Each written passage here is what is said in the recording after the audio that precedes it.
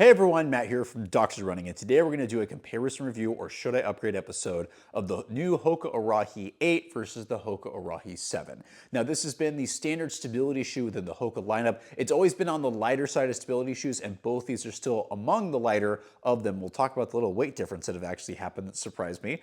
But version 7 has been around for a while. Version 6 is not that much different from 7. It still had what was really different, it was really snug, narrow fit, which was a little off-putting for me, but in the same firm ride, not really a sole update, but to be fair, they still had the excellent J-frame, which is one of the few shoes that provides medial support along the entire medial side of the shoe. Now, version 8 was really excited for, but it is a very different shoe. It's softer, it's got a higher drop, different fit, and so as always, the purpose of the review is to help you figure out which one might be better for you because they're not the same shoe anymore. So, as always, we're going to start off with specs in my men's size 10. So the Hoka Arahi 7 is coming in at 9.9 ounces, about 282 grams of my size 10. Version 8, which I wasn't expecting, actually comes in a tiny bit lighter at 9.8 ounces or about 272 grams. Now the stack height is also different between these. The Hoka Arahi 7, very classic 5mm drop, pretty standard for a Hoka, 37mm in the heel, 32 in the forefoot, again for that 5mm drop.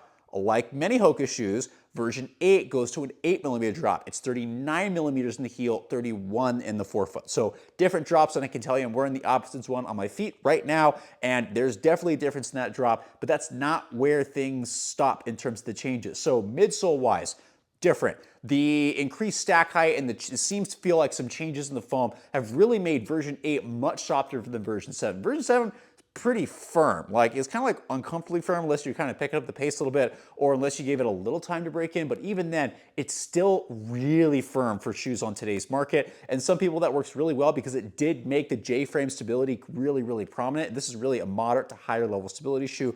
Version 8 is much softer, and it's not just because there's a little bit higher stack height. The foam feels softer underfoot, and I will say, when you first put this on, you may not notice that. I have 20 miles on my pair, and it took about 15 miles to go, oh, the midsole is softening a little bit. Version 7, that doesn't happen, but give version 8 just a second, it will start to soften. It's still not the softest shoe on the market by any means, but it's just slightly softer than average, which is way softer than the really firm ride of version 7. Now, that doesn't mean it's not a little bit stiff. So version 7, fairly decent transition. Version 8 is a little bit stiffer, and the reason for that is we're moving from a J-frame in version 7, which is, again, J, which provided medial support along most of the medial side, and then a little bit of lateral support on the posterior heel. Version 8 moves to what's called the H-frame, which is where, if you look at the bottom, you've got kind of a cross right here, you've got an extension on the medial side, a little extension on the lateral side, and then extensions on both the front, medial, and lateral sides in the forefoot. Now, this stability, this thicker, more stiffer midsole is most prevalent on the medial side. Much bigger. I know it's hard to see because I have the all black colorway, but really prominent on the medial side, just a little bit on the lateral heel and midfoot. In the forefoot, they tend to even out, and it creates a really nice balanced ride at the front. And so the amount of stuff going in the midfoot does make the heel transition. It's okay. The bevel is slightly lateral. This takes a lot of time to break in. Initially, it's a little clunky. It does get better. It's not the perfect heel bevel. It's still at least there, which is version 7 was a little bit more centered, but still not the smoothest, still a little bit larger.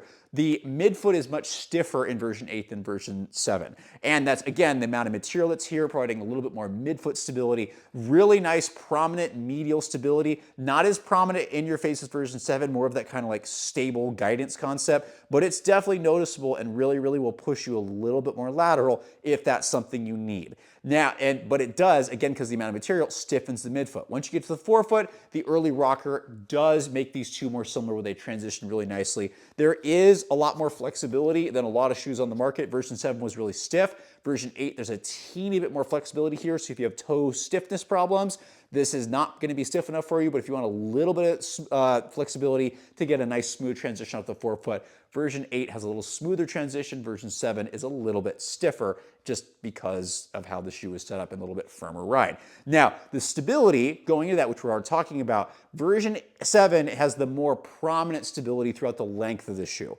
right? Just because it's a firmer midsole, it's kind of more in your face, so kind of moderate to higher stability. Version 8 is a little bit more balanced. It's more like centered throughout the length of the shoe. There's a lateral extension in the stability mechanism here. So you're going to get a little bit more balanced, right? You're going to be a little bit more centered. Version 7 was going to push you a little bit more on the lateral. Version 8 keeps you more centered, and it's still really great because it provides full-length medial stability and very mild lateral stability throughout the length of the shoe. It's one of the rare shoes that provides forefoot stability, which is really great, which works really, really well for me. And the stability, while not the most in your face like the post type thing in version 7, does work really, really well. It just won't push you too much, and it does take a little second to break in. So I'd say this is more mild to moderate stability / guidance. Version 7 was more moderate to high medial stability, a little more biased in that direction. So still good shoe. Decently, just know it takes some time to break in, but really good option, but very different from version 7. Finally, upper, also really different. Version 7, snug, low volume. It was like a little uncomfortable for me because I have a little more normal, sensitive, kind of prefer wider fits. Version 8's much wider. There's more volume. There's a wider fit. It's not the widest shoe on the market. Hoka tends to fit a little bit narrow. This version definitely tries to kick that away where it's a more normal withing fit. So if you found version 7 too narrow, version 8 is going to be a lot better, and that width goes throughout the length of the shoe. It's also much more padded heel collar, and I would say the upper is much more padded and more premium in general compared to 7, which 7 felt a little more streamlined, a little bit more lighter. If you want more room and a little bit more padding in the upper, version 8 is going to be the better option. But if you don't want extra room, version 7 is going to be the shoe that's going to fit people with narrow feet much, much better just because it's got a lot more snug fit.